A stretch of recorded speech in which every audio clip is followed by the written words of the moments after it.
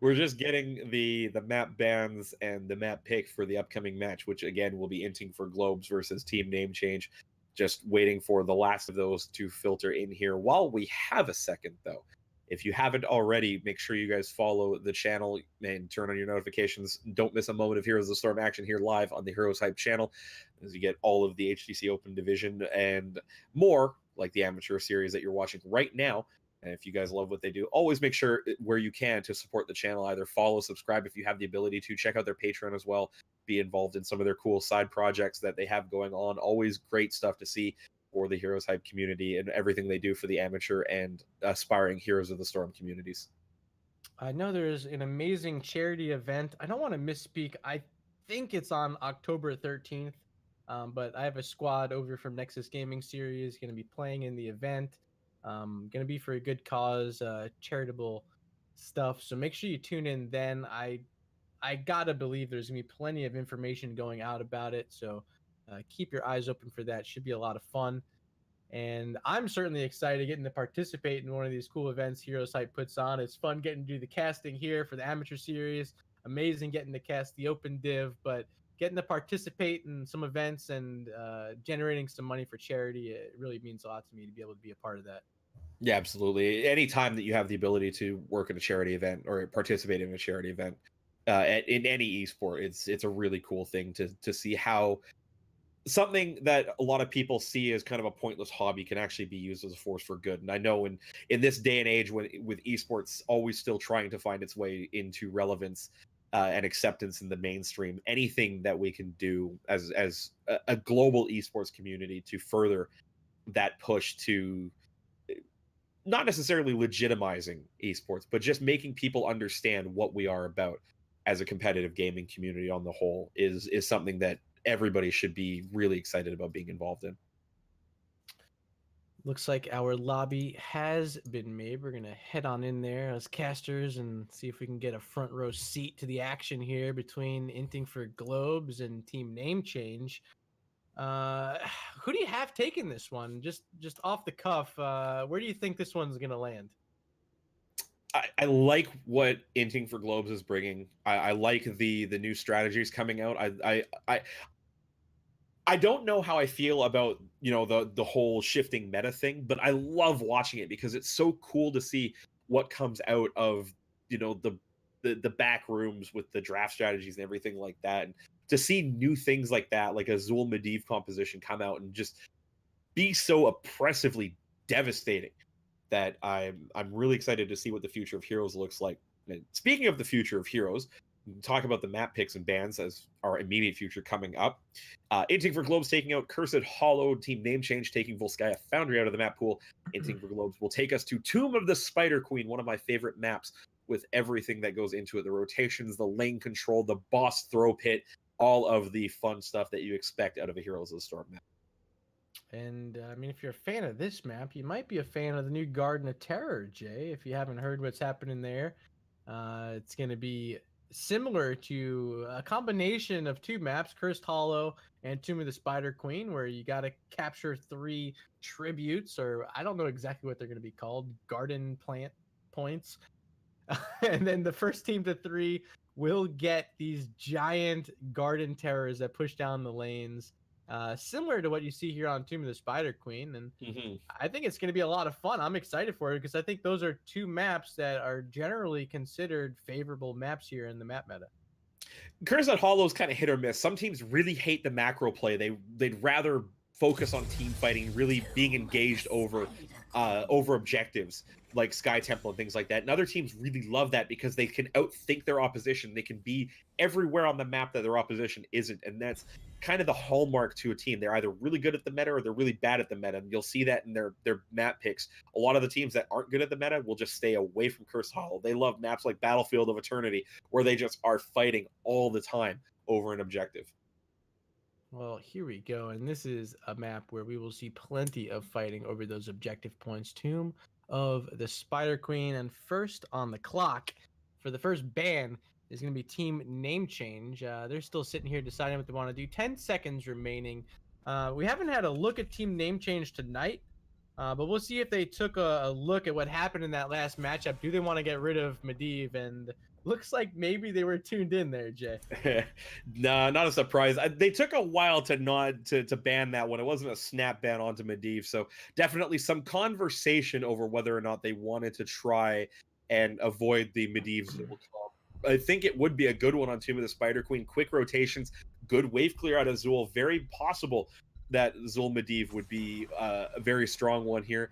And it looks like Inting for Globes will take Tyrande off there. They'll go into a different support here, not having first pick. Tyrande was outstanding in that last game. I love seeing the hero. I'm actually really enjoying getting to play her, and I'm gonna have a hard time come tomorrow once Brightwing's back in because those two ladies are two very fun heroes to play here. As we see Whitemane banned out by team name change, they're trying to take away some of these extra little supports that can do some damage too, Jay. Yeah, I talked a little bit about Whitemane in previous drafts where she was also banned out. Just very good AoE support hero. Good throughput on the healing, which is something you always want to see out of a healer that has to work a lot of magic on a pretty heavy damage kind of meta. Yrel being another tank taken off the board for Inting for Globes. No big surprise there. Was a bit of a pain to deal with in the last game for them on the side of Regen Black, and it'll be Deckard Cain as the first support picked for team name change. Again, not a big surprise there, given that Tyrande and Whitemane off the board. Deckard kind of the next best pick in that support meta. I think taking the Deckard Cain is actually pretty important here. I think he's really great on this map. Obviously, late game, I think he's a beast. But they're gonna have to go against a Diablo and a Junkrat. It's Diablo is one of those heroes that can actually give Deckard Cain a problem because if he can dive in and disrupt what you want to do, especially if he gets that lightning breath comboed up with some other heroics, looks like so far the Riptire, possibly something like a purification salvo, could be pretty destructive for Inting for Globes running in there with that sort of thing up against team name change. We'll see. Garrosh and Blaze are going to be the selections here, trying to counter out some of that Diablo action here. Yeah, good frontline against a hero like Diablo. Garrosh, very good at repositioning a Diablo who's dived in looking for a quick grab and pull back out. Blaze as well, being able to stun Diablo in a lot of situations, just keep him where you want him. And no big surprise to see those two on there. The only other logical choice might have been a Johanna with the Condemn to just be a constant harassment, but she doesn't bring you a lot else right now against the first two heroes shown for Inting for Globes. The blind doesn't do a lot here because you don't have an auto attacker on the side of Inting for Globes. So Garrosh and Blaze, no big surprise there. We see a Genji ban, and then we see what I think to be a very smart ban by TNC taking away the Phoenix. It's going to leave open a Sonya here, which we haven't seen too much of recently. They're going to pair that up with a Hanzo Shimada. Redemption. What was I just saying about auto attackers? I mean, Hanzo's not really like a full AA hero, but Sonya has a fair amount of damage output through her auto attack, and a lot through the Whirlwind build that I've seen out of some players, but not a full solid tank frontline. Like we're going to see the Diablo main tank kind of frontline, and from what I've seen out of Reborn in the open division, I wouldn't be surprised if I saw Tenny on the Diablo, although Tyka's coming in to chunk some of that health pool, and Maev, actually seeing her get through the ban phases into the late parts of the draft picked up by team name change. Very good amount of crowd control now on the side of TNC to set up that Tychus to really just get in there and grind down those health bars. So we're looking for a support here for Inting for Globes. They're going to go with the Rhaegar. And I actually like this. I think it'll really help the Sonya. She's diving in deep in Berserk form, keeping her alive, sustaining through a lot of damage. Of course, could throw it on top of Diablo, but I don't think we can keep it out of the question that maybe we're lucky enough to see a Bloodlust comp come out here from Inting for Globes. Bloodlust, Riptire, Leap, Lightning Breath, Dragon's Arrow. What 5 heroics Sign it. Let's go. Game? No, I was doing the Letterman bit, with the envelope. All right, so I'll hold out hopes that maybe we're blessed with a Bloodlust comp. I know if Solid Jake was here, he'd be excited for it. But Rhaegar, the final pick, Valimar going to play that hero. Played fantastically in game number 1. We saw him on Tyrande. He's going to have to switch it up here on Tomb of the Spider Queen up against Team Name Change.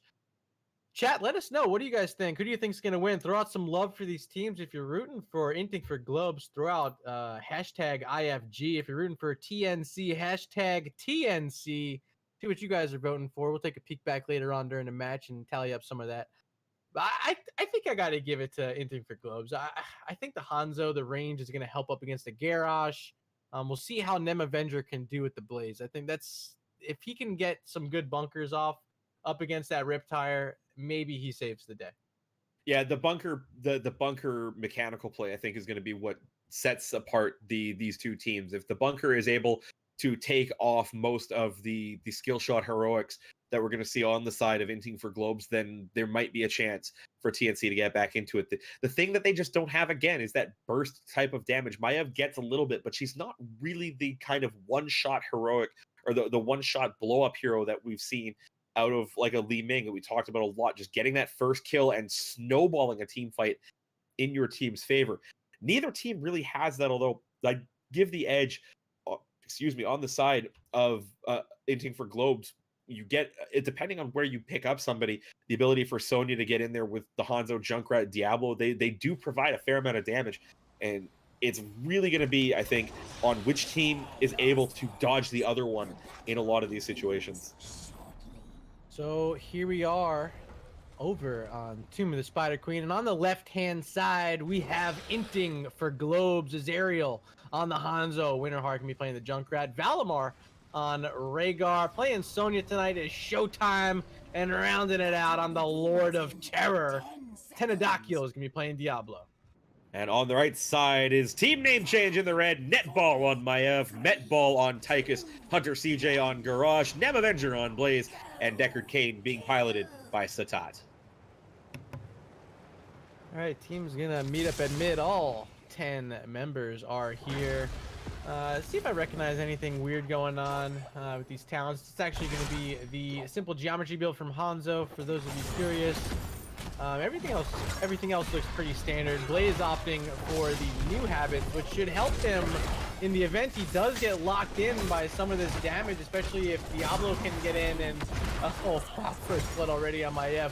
But the new habits potentially saving him from some of the lockdown from a Diablo flip around, or maybe even a big stun arrow, the Dragon's Arrow from Hanzo later on.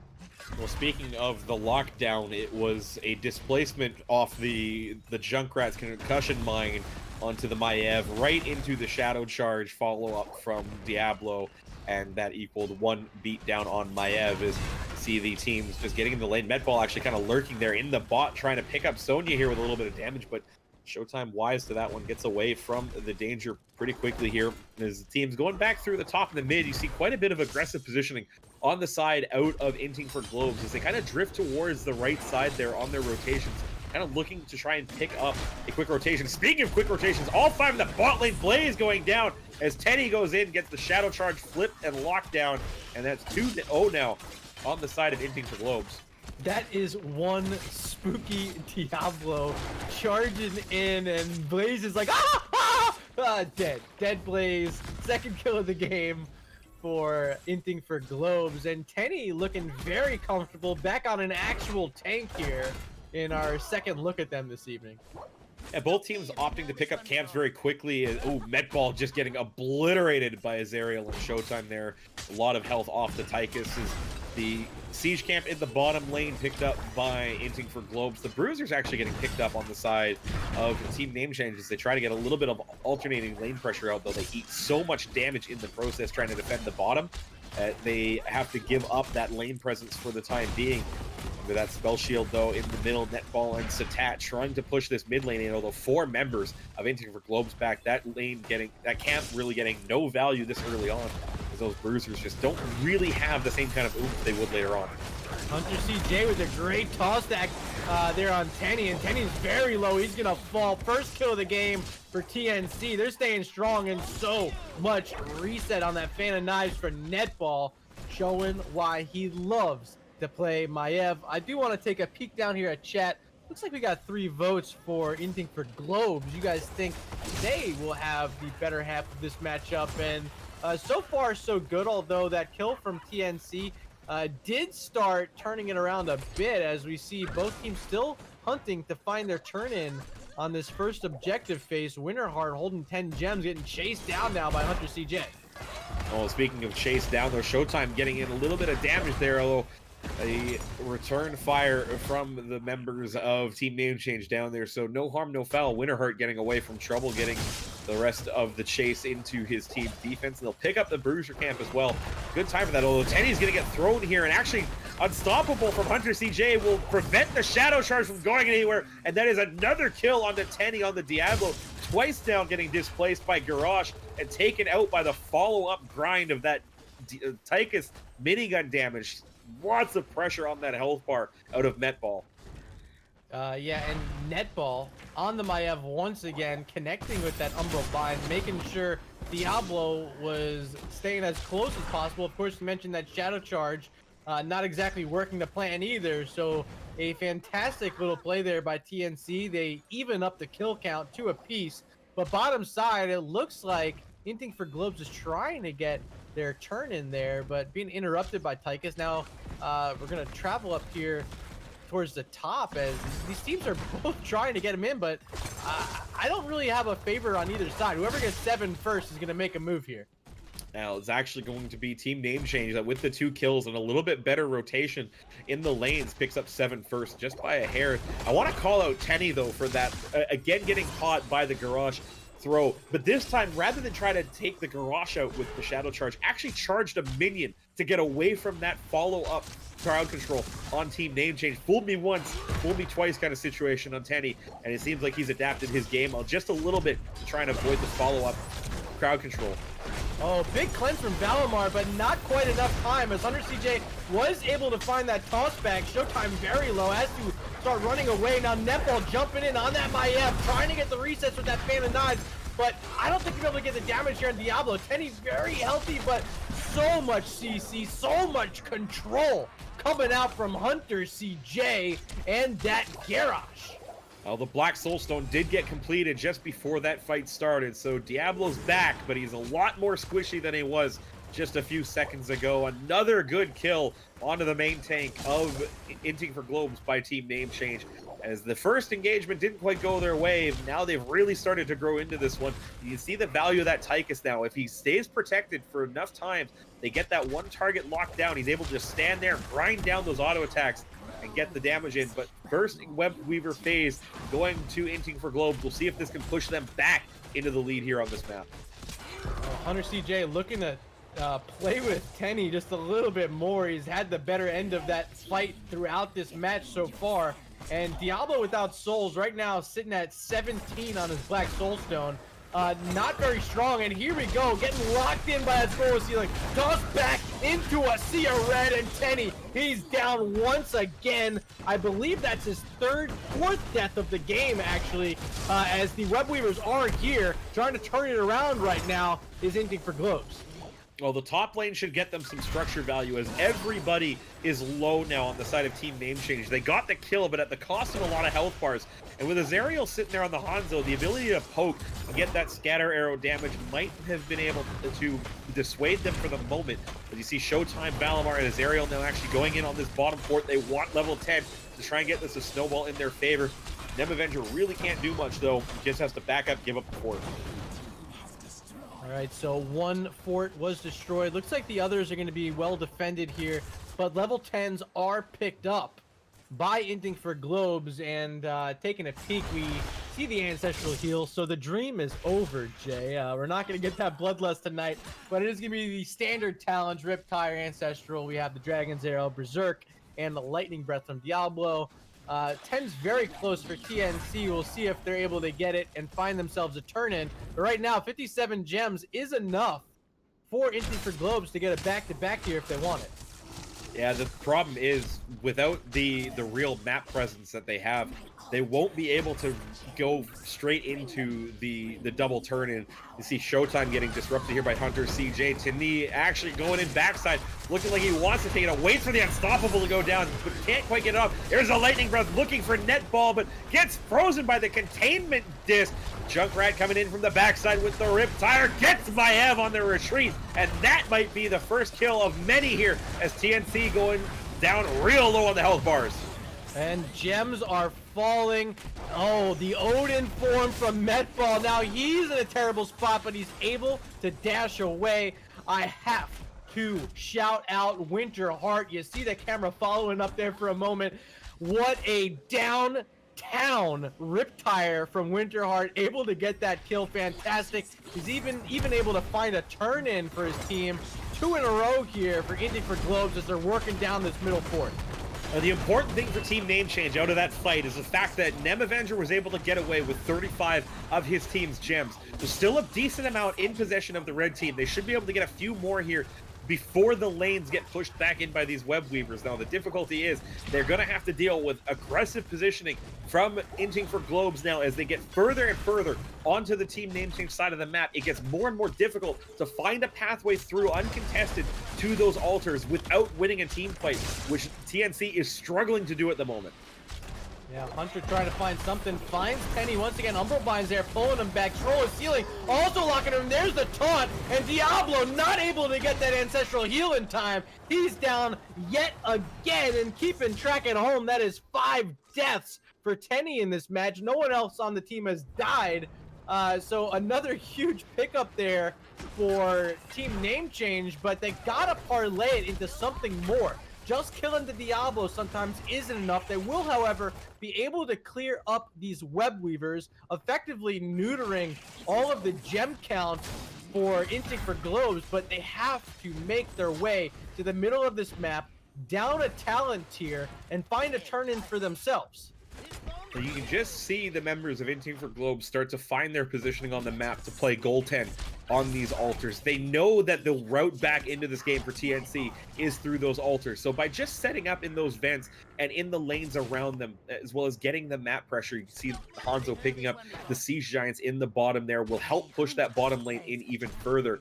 And they really just have to find that one pick. They'll want Nem Avenger for the gem, but they'll settle for anybody. Although Tenny again out of the vents getting caught. There's the early Ancestral this time, taking away a lot of that damage from Netball on the Tychus. Here comes the Lightning Breath. All the health bars low on TNC. Zatat, Netball, Hunter in the backline, all getting away. Nem has the gems. He's down. The bunker kept him in place, and that's going to be devastating for TNC right now. They lose 50 gems, and it's an immediate boss call from Inting for Globes. Wow. A lot of gems are down. However, they still have enough for a turn-in. Looks like Tychus trying to sneak his way towards that bottom turn right now. We'll see if Winterheart can find him. He did. But he's trying to channel right now. Does he have enough? No, he's too short. Oh my gosh, too short. So Decker Kane, there's Satat trying to get him in. He's scouted out, and that grenade actually did interrupt it, and he's down. Riptire has been played. Maybe he didn't need the Riptire, but it will be able to lock down this Tychus. See if he's able to get behind as well. He's trying to dash away, and he'll survive it, but still 2 gems short. Boss up in this top lane for Inting for Globes. It's got to get through the wall in the towers. Nem Avenger here in defense. Here comes Netball, Medball. Such a tough spot right now for TNC. Losing the gems on that Blaze earlier cost them so much. Now they're going to find themselves down another talent here as 6 teams are picked up for Inting for Globes.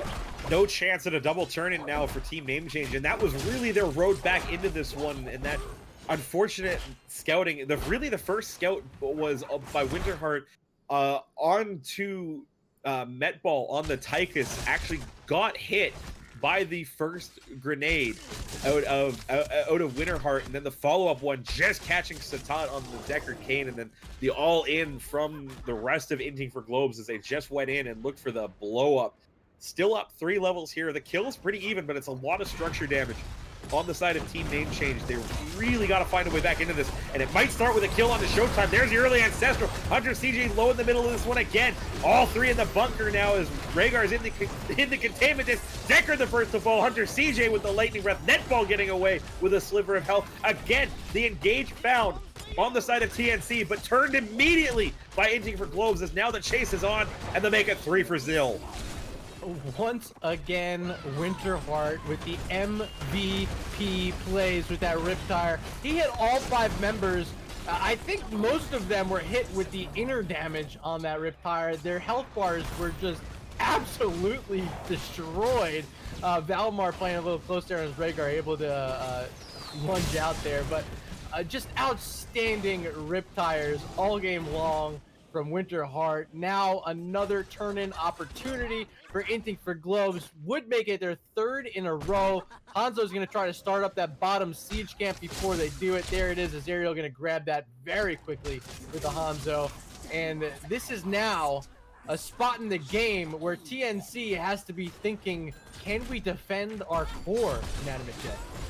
Well, top keep is down. This Webweaver is going to push pretty much right into that red base, and you can see all of the members now for Inting for Globes really trying to position over the bottom. They want to go with that siege camp, with the Webweavers that are about to push in, and look for that engagement around that bottom keep, as you see everybody else now for TNC trying to defend the mid. All right, so bottom lane is set up with that siege camp grabbed there by Hanzo. They're going to try to rip through at least one of these keeps. Mid's going to be cleared up pretty quickly there by TNC, but this bottom lane matchup is exactly where Inting for Globes wants to be, and they're bringing it right to the face of TNC. Dragon's Arrow hitting on top of 3. Now lunging forward with Rhaegar, but he's going to get put in that containment disc. No way Ancestral Heal available, and it looks like everyone on both sides will survive, but the keep is down. Webweavers here in the bot lane. Top lane is also marching forward towards the core, so making a play, trying to get through the shielding right now is going to be Inting for Globes. They're playing a little bit safe here. Sonya spearing forward, finding this Tychus who hopped into Odin form. Now very low, med falls down. Core's below 50% health. There's a lightning breath. The only line of defense left is the Blaze, and that's it. The game is over in favor of Inting for Globes. They're moving on to the finals here tonight in the HeroesHype Amateur Series, Cup number 102. That was a game. Despite how even it was early on, it was really the first Webweaver phase that kind of defined how this game played out, as Inting for Globes were able to parlay a relatively even first phase into getting structural advantage and picking up the kills when they needed to. They lost Tenny a number of times, actually accounted for the entirety of his team's deaths with 5 deaths on Diablo.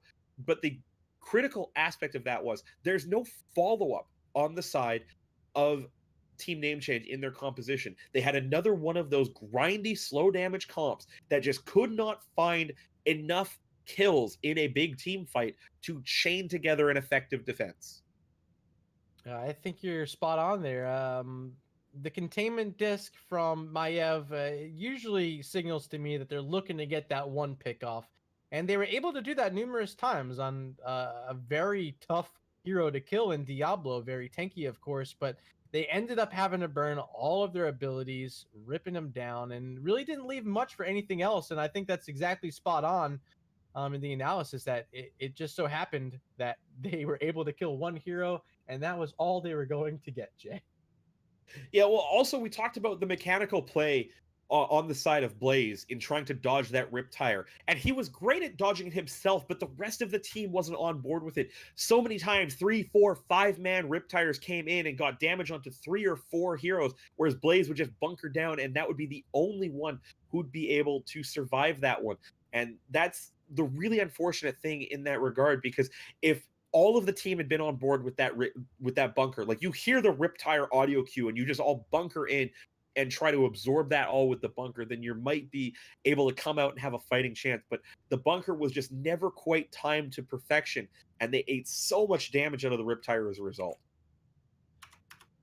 So I think we're going to be taking a look at the other semifinal matchup right now. We have the Well, let me triple check this because I don't want to misspeak here on stream. Looks like we're gonna get Hero League Superstars up against Azure in that other semifinal match. The number 2 versus number 3 seed here tonight. And I believe a lobby should be up here pretty soon. So make sure you stick with us here over at twitch.tv/HeroesHype. If you have not followed the channel yet, go ahead and hit that follow button. You want to do that. And a huge shout out to everyone who subscribed this evening. You guys are amazing. Make sure you check out the Patreon as well.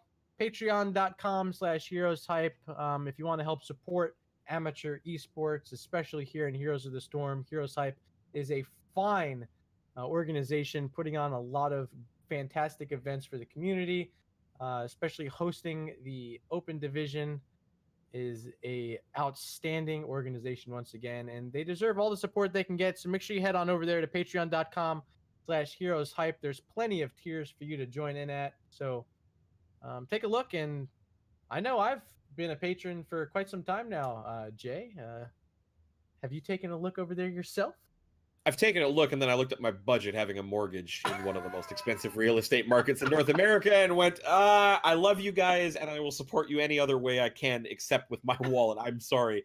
I love the work that the HeroesHype guys do, and if you have the ability to financially support them, please think about doing so, either by subscribing to the Twitch channel to get those sweet emotes, or via the Patreon as well. And some of the great tiers in there are able to get in on some of the content that these guys produce.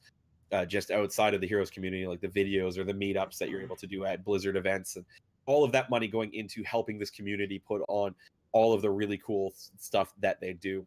Great place to go. So we are going to